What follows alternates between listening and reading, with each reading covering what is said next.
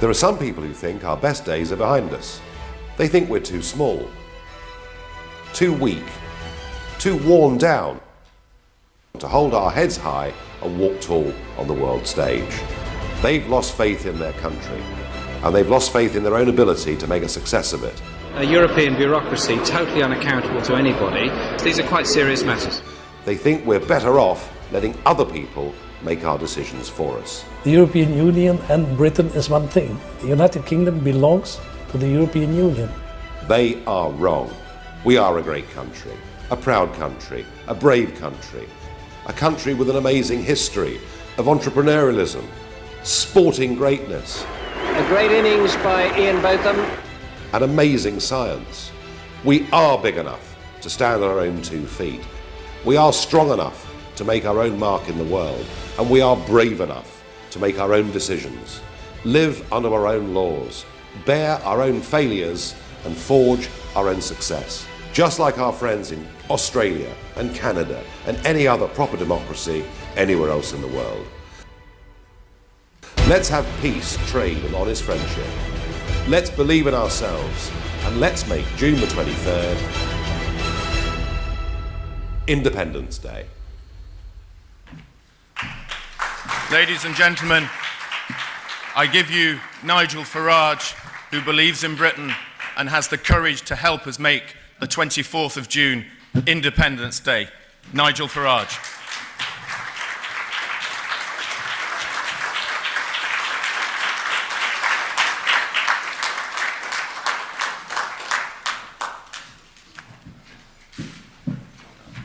Well, good morning, everybody. It's the end of a very long referendum campaign. And I suppose in a way for myself and UKIP, it's been a very long road to get to this point. I have to say with some degree of pride that without us, this referendum would never, ever have happened. It is in many ways our referendum. And I think we've changed the political agenda, not just for the vote coming tomorrow, but I suspect we've changed it for the foreseeable future. We've even changed the political language.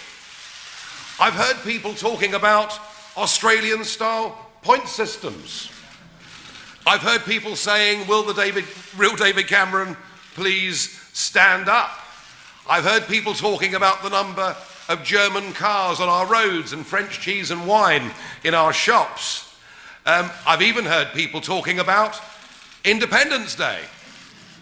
And the banner that we've been standing on now for a very long time, Believe in Britain, appears now to have gained widespread use. I think for all of us in UKIP, and I certainly include myself in this, it has at times been a long and quite lonely and difficult road. But I'm enormously proud of the way in which we managed to change British politics, and I hope it reaps a huge dividend for our nation tomorrow.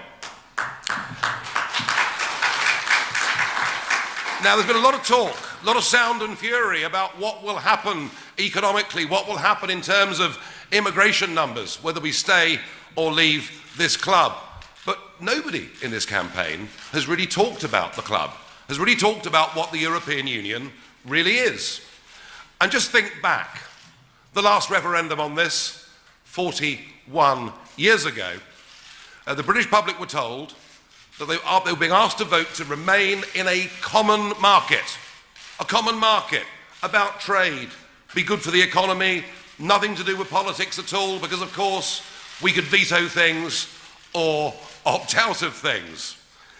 And the referendum in 2016 has taken a very similar trajectory, because the Remain camp talk endlessly about the single market, the biggest free trade zone in the whole of the world. And whenever a question is asked about further political integration, about perhaps a European army, about one of David Cameron's lifetime political dreams of Turkey possibly joining, we're told, no, no, no, no, no. Don't worry about that. We've got a veto, or we've got an opt-out. They've tried, the Remain side, to use the term single market in exactly the same way as they used the term common market 40 years ago. We are not, folks, part of a free trade zone. That is not what it is.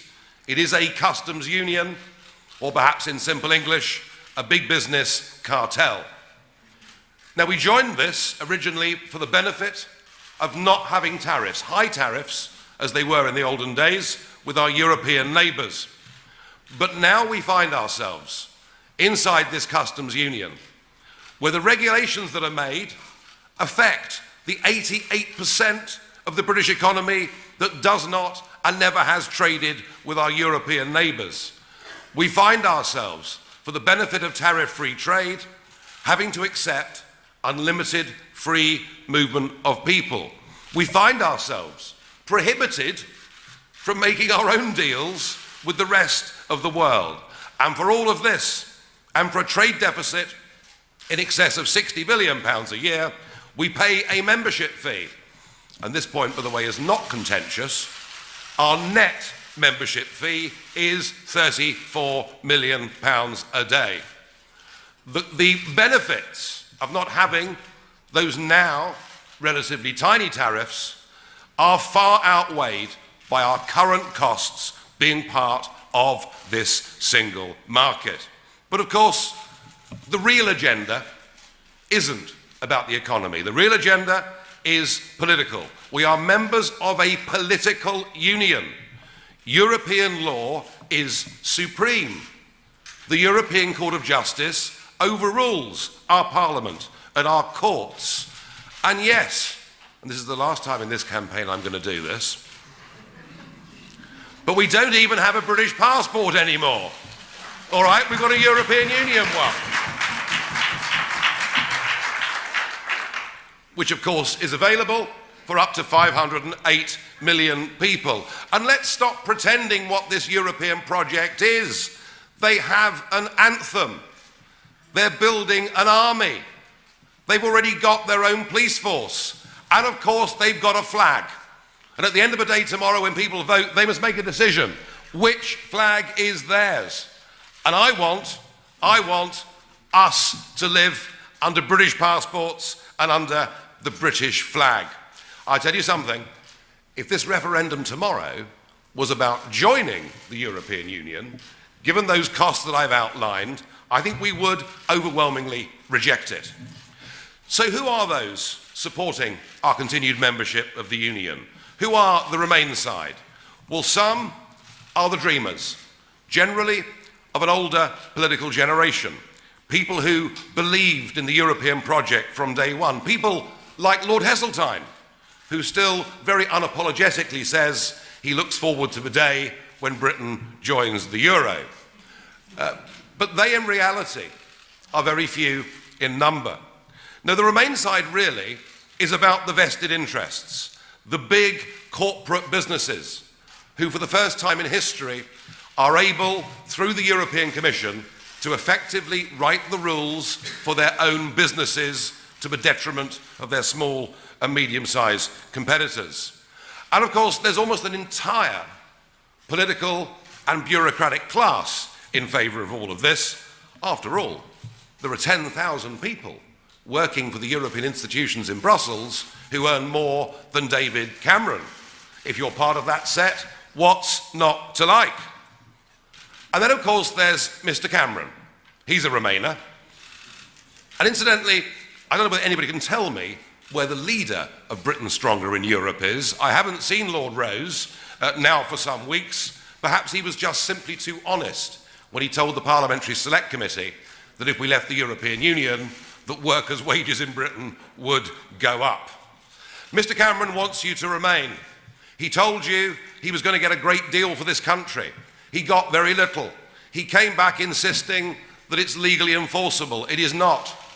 And I expect that if we were to side with Mr. Cameron tomorrow, the European Parliament would begin unpicking that deal before the summer recess. And today he makes yet another, frankly, dishonest pitch to the public when he tells us that if we vote to remain, we're voting for further reform. Mrs. Thatcher, at the height of her powers, was incapable of reforming the political direction of the European Union. Tony Blair, who said at the start of his 6 months presidency of the EU that he would turn the Union around, failed completely to do it and surrendered much of our rebate. The word reform in Brussels, ladies and gentlemen, means something different. It means a greater, deeper drive towards centralisation, a deeper commitment to fulfilling the dreams of the original founders, the fulfilment of a United States of Europe. That is what it's all about. So this referendum is actually quite simple. This referendum is the people versus the establishment. And one of the enduring images that I shall keep from this referendum is when I tried to give Britain's ailing fishing industry the opportunity to give voice to what has happened to their communities by taking their small flotilla up the Thames. And I thought the sight of a multi-millionaire former rock star shouting abuse, making a variety of hand gestures, some of which got published in the papers and some didn't, and not directed just at me, that would have been okay, but directed at our fishermen. That image for me says it all. That actually it's the vested interest, it's the rich, it's big business, it's those who are doing very nicely, thank you, against pretty much everybody else. We can do better than this. Tomorrow we can vote for real change. Tomorrow we can vote to put power back in the hands of people. We can vote to take control of our country back. We can vote to get our borders back. We can vote to get our pride and self-respect as a nation and in who we are as a people back. I want us tomorrow to vote for Britain to become independent. I want us to vote for us to become democratic. I want us to vote for us to become a normal country, because normal countries make their own laws. Normal countries are in charge of their destiny and their future. If you've never voted before because you think voting won't change anything, then tomorrow is your opportunity to make a difference. Go out and do it. Vote with your heart. Vote with your soul. Vote with pride in this country and its people. And together we can make tomorrow our Independence Day, a big day in our national history, a day that is good for us and a day that is good for the rest of Europe too, because other nations will follow us. I believe the passion and commitment is on our side of the argument. I believe that most of our voters would crawl over broken glass to get down to that polling station tomorrow, but we need the others. We need the people who agree on the street or in the pub or in the cafe. We need them, the non-voters, to go out and vote for their country tomorrow. I'm optimistic that they're going to do it. It may be tight, it may be narrow, but I genuinely believe we are going to win this. Thank you.